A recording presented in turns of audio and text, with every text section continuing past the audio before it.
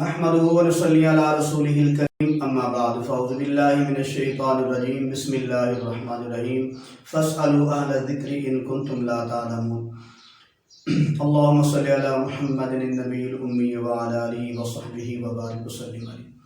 میرے عزیز بھائیو، آج کا پہلا مسئلہ یہ ہے کہ جو آدمی داڑھی منڈواتا ہے کیا اس کی نماز ہو جاتی ہے کہ نہیں ہوتی۔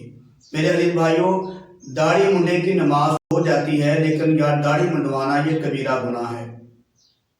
داڑھی جو ہے یہ شعائر اللہ ہے، اللہ کی نشانیوں میں سے ایک نشانی ہے۔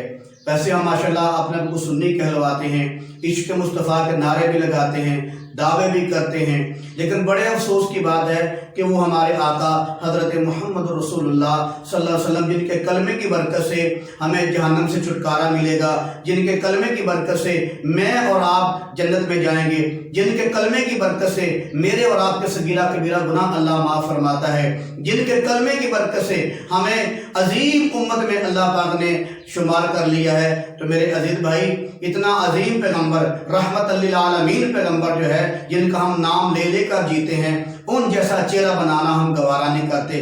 ہمارے کپڑے جو ہیں اللہ معاف فرمائے، انگریزوں والے، یہودیوں والے، رسمیں ہماری یہودیوں والی، اور جو ہیں غمی خوشی میں ہم یہودیوں والے معاملے کرتے ہیں، غیر مسلموں والے کام کرتے ہیں، انگریزوں والے کام کرتے ہیں، بال اپنے انگریزوں والے، ٹائیاں انگریزوں والے، ان کو فخر سمجھتے ہیں، لیکن اپنے نبی کی سنت کو رکھنے کے لیے ہم آر سمجھتے ہیں، بلکہ شرمندگی سمجھتے ہیں۔ تو میرے عزیز بھائی، یہ بڑے دکھ اور افسوس کی بات ہے کہ مسلمان ہو، کلمہ گو ہو، اور نبی کی سنت کو رکھنے کے لیے شرمندگی یا آر سمجھے، بڑے افسوس کی بات ہے۔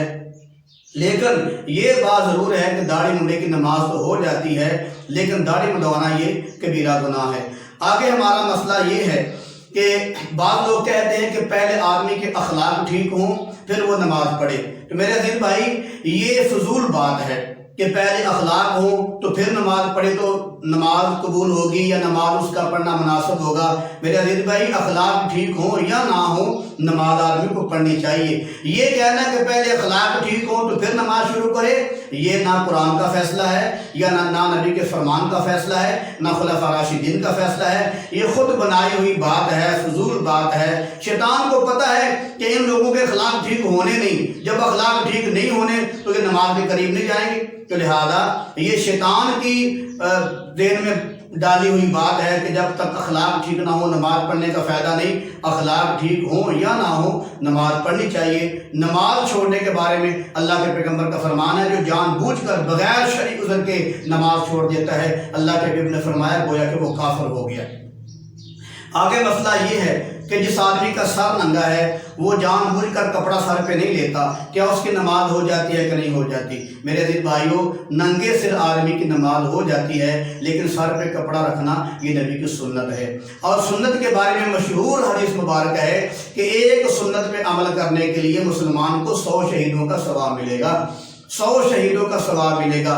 اتنا عظیم جو ہے ثواب اللہ پاک مجھے اور آپ کو دے رہے ہیں صرف ایک سنت پر عمل کرنے کے لیے۔ تو میرے عزیز بھائی، یہ امت کی خصوصیت ہے، اس امت کو اللہ پاک نے یہ انعام دیا ہے، اس امت کو اللہ پاک نے یہ پروٹوکول دیا ہے، یہ اللہ پاک نے اس امت کو عظمت اور شان بخشی ہے کہ ایک سنت کو اپنانے کے لیے اللہ پاک اپنے محبوب کی برکت سے مسلمانوں کو 100 شہیدوں کا ثواب دیتا ہے۔ اگر سر پہ کپڑا ہوگا تو یہ سنت پہ عمل ہوگا، سنت بھی پوری ہوگی، 100 شہیدوں کا بھی ثواب ہوگا۔ لیکن اگر کوئی سر ننگا نماز پڑھتا ہے تو نماز اس کی ہو جاتی ہے۔ آگے مسئلہ یہ ہے کہ جو قبلہ اول ہے اس کی طرف منہ کر کے اگر کوئی نفل پڑھتا ہے تو اس کے نفل یا فرض نماز ہو جاتی ہے کہ نہیں؟ میرے عزیز بھائی، جو قبلہ اول ہے ہمارے لیے قابل احترام ہے، عزت کی جگہ ہے، ہمارے ایمان کا حصہ ہے، لیکن اس طرح منہ کر کے نماز پڑھیں گے تو نماز نہیں ہوگی۔ نوافل پڑھیں، فرض پڑھیں، تہجد پڑھیں، اشراق پڑھیں، جو مرضی پڑھیں، وہ قبول بالکل نہیں ہوگی، وہ نماز ادا نہیں ہوگی، کیونکہ ہمارا قبلہ جو ہے وہ تبدیل ہو کے بیت اللہ ہو گیا ہے۔ نبی صلی اللہ علیہ وسلم نماز کے اندر ہی گم گئے تھے جب اللہ نے قبلہ کو تبدیل کیا تھا۔ تو بہرحال قبلے اول کی طرف منہ کر کے نماز پڑھیں گے تو نماز نہیں ہوگی۔ نماز وہی ہوگی قابل قبول جو قبلہ بیت اللہ کی طرف چہرہ کر کے نماز پڑھی جائے گی۔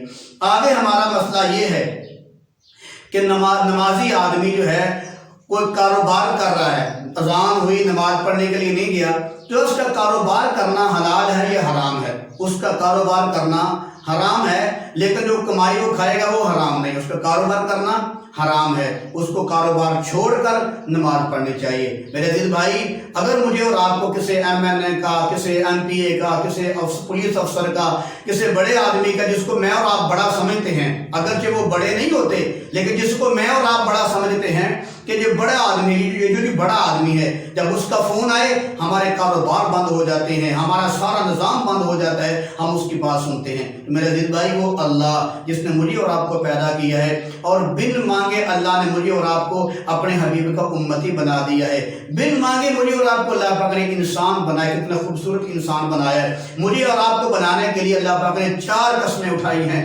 والتین والزیتون وطور سینین وہذا البلد الامین لقد خلقنا الانسان فی احسن تقویم۔ اللہ پاک نے فرمایا میں ساری کائنات سے بہترین انسان جو ہے، بہترین اور خوبصورت انسان کو بنایا ہے۔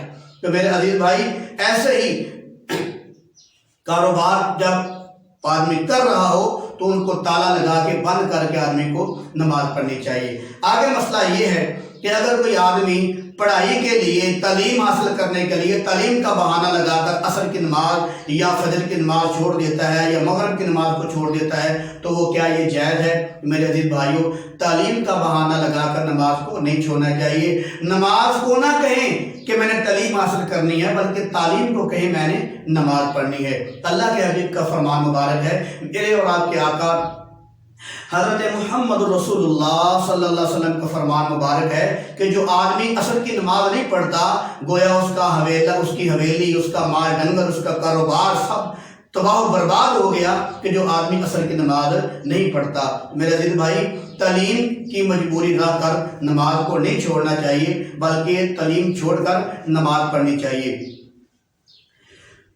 آگے مسئلہ یہ ہے کہ اذان کے بعد اگر کوئی آدمی گھر میں نماز پڑھ لیتا ہے، اذان ہوئی عصر کی تو وہ اپنے گھر میں پڑھ لیتا ہے نماز۔ میرے عزیز بھائی، گھر میں اگرچہ نماز ہو جاتی ہے لیکن یہ معذور کے لیے ہے، معذور آدمی کے لیے ہے جو مسجد میں نہیں جا سکتا، تو اذان کے فوراً بعد وہ نماز پڑھ لے تو اس کی نماز ہو جائے گی۔ جماعت کا انتظار نہ کرے کہ جماعت کس ٹائم ہوتی ہے۔ مثال کے طور پر اذان ہوئی ہے 5 بجے تو نماز جماعت کھڑی ہوتی ہے 5:15 بجے، تو وہ اس بات کا انتظار نہ کرے جب جماعت کھڑی ہوگی تو پھر میں اپنے گھر میں پڑھوں گا، نہیں، وہ جو معذور آدمی ہے جب وہ اذان ہوئی اس کے فوراً بعد وہ نماز پڑھ سکتا ہے۔ لیکن جو تندرست آدمی ہے اس کے لیے افضل اور بہترین طریقہ یہ ہے کہ وہ مسجد میں جا کے نماز پڑھے۔ تو میں نے عرض کر دیا ہے جو تندرست آدمی بغیر شرعی عذر کے اپنے گھر میں نماز پڑھے گا، اللہ کے پیغمبر نے فرمایا دل کرتا ہے کہ میں کسی کو کہوں لکڑیاں جمع کر کے لائے، میں کسی کو کہوں تو نماز پڑھائے اور میں اس کے گھر کو آگ لگا دوں کہ جو بغیر شرعی عذر کے اپنے گھر میں نماز پڑھتا ہے۔ گھر میں نماز پڑھنا یہ معذور آدمی کے لیے ہے۔